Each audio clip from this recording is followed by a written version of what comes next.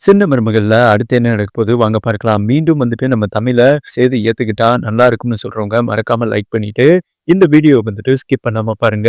செல்லப்பாண்டி பார்த்தீங்கன்னா, ஊர் மக்கள் கிட்ட அங்க வேலை வாங்கி தரேன், இங்க வேலை வாங்கி தரேன்னு வந்துட்டு காச வாங்கி முங்கியாம் போட, அ எல்லாத்தையும் செலவழிக்க இந்த உண்மை வந்துட்டு போஸுக்கு தெரிய, போஸ் வந்துட்டு ஊர் மக்கள் கிட்ட இத வேற மாரி சித்தரிச்சு ராஜாங்கத்த எப்படியாவது பழிவாங்கணும். அதான் ஈஸ்வரி நினைக்கிறா பாருங்க.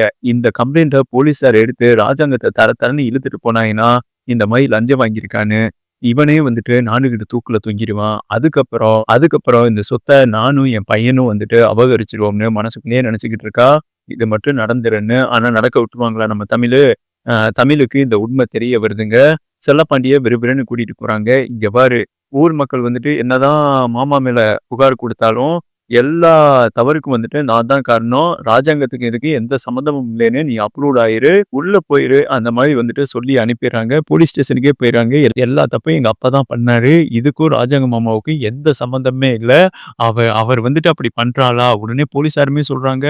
ஆமாமா, ஆமாமா. அவர் வந்துட்டு நானே கண்கூடா பார்த்துருக்கேன். எல்லா தவறையும் எங்க அப்பா தான் பண்ணாரு. அவர் தான் அப்ரூவ்ட் ஆயிட்டார்ல. ராஜாங்க மாமா மேல வந்துட்டு எந்த ஒரு எஃப்ஐஆரும் போட்ற வேணாம்னு சொல்லிட்டு, டைரக்ட்டா இங்க நடந்த சம்பவத்த வந்துட்டு பெரிய வீட்டுக்கே போயி ராஜாங்க மாமா முன்னாடியே வந்துட்டு சொல்றாங்க. மாமா எனக்கு உங்கள பத்தி தெரியும். உங்க மேல எந்த ஒரு கரைப்படாதபடி நான் பார்த்துக்கிறேன் மாமா. இந்த மாரி எல்லா தப்புமே எங்க அப்பா தான் பண்ணாரு. அதனால தான் நானே அவர போலீஸ் ஸ்டேஷன்ல கூட்டிட்டு போயி இந்த மாரி அப்ரூவ்ட் ஆயிரு. எல்லா தவறும் நான் தான் பண்ணேன். இந்த பண மோசடிக்கு எதுக்கும் அமைச்சர் எந்த சம்மந்தமும் இல்ல. நான் தான் எல்லா தவறும் பண்ணது. அந்த பணத்த நான் மீட்டு குடுத்துறேன்னு வந்துட்டு எங்க அப்பாவே சொல்லிட்டாரு. இப்ப எங்க அப்பா ஜெயில்ல தான் இருக்காரு. அதனால எங்க மாமாவ எந்த ஒரு சூழல்லயும் வந்துட்டு கரப்படிய விட மாட்டேன்னு நம்ம தமிழ் வந்துட்டு சொல்லிடுறாங்க. எங்க அப்பா வந்துட்டு தவறு பண்ணிட்டாரு. மன்னிச்சிடுங்க மாமா. இனிமே எங்க அப்பாவாலயும், எங்க வீட்டாராலயும் உங்களுக்கு எந்த ஒரு பாதிப்பும் ஏற்படுத்தாம நான் பார்த்துக்கிறேன் மாமா அப்படின்னு சொல்லிட்டு மன்னிச்சிடுங்க மாமா அப்படின்னு சொல்லிட்டு விறுவிறுன்னு போறாங்க. அதாவது ஆத்தாவும் சொல்லுது, ராஜாங்கம் நம்ம வீட்டு வாரிசை வந்துட்டு சுமக்குறாயா? அவ பொய் தான் சொன்னா. ஆனா இப்ப அவ சொன்ன பொய் வந்துட்டு உண்மையாயிடுச்சுல, ஏத்துக்கையா? பாரு உன் மேல வந்துட்டு ஒரு கரைப்படக்கூடாதுன்னு சொல்லிட்டு அவங்க அப்பனே ஜெயில போய் தள்ளிட்டா. கொஞ்சம் புரிஞ்சுக்கையா அப்படின்னு சொன்னோடனே இவளுக்கு பயம் கொடுத்துருது. அண்ணே இவ வீட்டுக்குள்ள வர்றதுக்காண்டி நல்ல வேஷம் போடுறானே, இதுக்கு வந்துட்டு நம்ம அம்மாவும் உடந்த மாதிரி தெரியுது. ஆமாண்டி நான் உடந்தேன். எனக்கு என்ன நடந்ததுன்னே தெரியாதுடி. உங்கள மாதிரி உன்னையும் தாமரை மாதிரி எனக்கு நாடகம் ஆட தெரியாதுடி. அவ பொய் சொன்னாதாண்டி.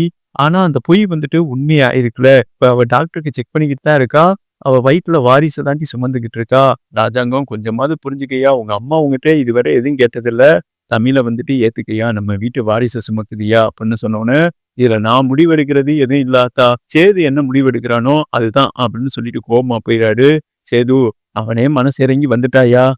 நீ கொஞ்சம் மனசு இறங்கி வாயா அப்படின்னு சொன்னோனே, இவர் தான் என்ன சொல்றது? அப்பா சொல்றத அப்படியே குட்டி போட்ட பூனை மாரி பின்னாடியே போவார் இல்லையா? தேவையில்லாத பேசாதாத்தா. எனக்கு தான் அவள பத்தி பேசினா பிடிக்காதுன்னு தெரியுமிலன்னு சொல்லிட்டு விறுவிறுன்னு போறாரு. உடனே சாவித்திரி பாத்தீங்கன்னா, அப்படி கூட அருவாள சேது கிட்ட வந்துட்டு இது நடக்குமா? இங்க பாரு அம்மா, நீ சேதுவையோ எங்க அண்ணனையோ நீ என்னதான் மனசு மாற நினைச்சாலும் அவங்க மாற மாட்டாங்க. தமிழ் வந்துட்டு இந்த வீட்டுக்கு வர முடியாதுன்னு சொல்லிட்டு விறுவிறுன்னு சாவித்திரியை நடைய கட்டுதுங்க. இந்த சூழல்ல தான் வீட்டுக்குள்ள போன உடனேயே ராஜாங்கத்தை கூப்பிட்டு மோகன் அந்த மாதிரி சொல்றாங்க. உங்க பேருக்கு களங்கம் வந்துடக்கூடாதுன்னு அவங்க அப்பாவையே வந்துட்டு சிறையில தூக்கி போட்டிருக்கா. கொஞ்சம் புரிஞ்சுக்குங்க. நம்ம வீட்டு வாரிசை வந்துட்டு சுமக்குது. தமிழ் வந்துட்டு நல்ல பிள்ளைங்க. நீங்க இன்னைக்கு அமைச்சர் ஆயிருக்கீங்கன்னா அது புத்திசாலித்தனமா பிரச்சாரம் பண்ண போனதுனாலதான். அதனால ஏதோ ஒரு பொய் சொல்லிருச்சு. இந்த உலகத்துல யாருதான் பொய் சொல்லலை, ஏத்துக்குங்களேன். நீங்க சொன்னா சேது கேட்பான் அப்படின்னு சொன்னோன்னே ராஜாங்கம் வந்துட்டு மனசு மாறுறாருங்க. அப்படியே அமைதியா இருக்காரு. தமிழ் மேல வந்துட்டு ஒரு நல்ல எண்ணம் அவருக்கு வருது. சரி மன்னிச்சு ஏத்துக்கலான்னு அவரோட மனசாட்சி சொல்லுது. பட் அதுக்கப்புறம் அவர் என்ன முடிவெடுக்க போறாருன்னு நம்ம பொறுத்திருந்து பார்க்கலாம்.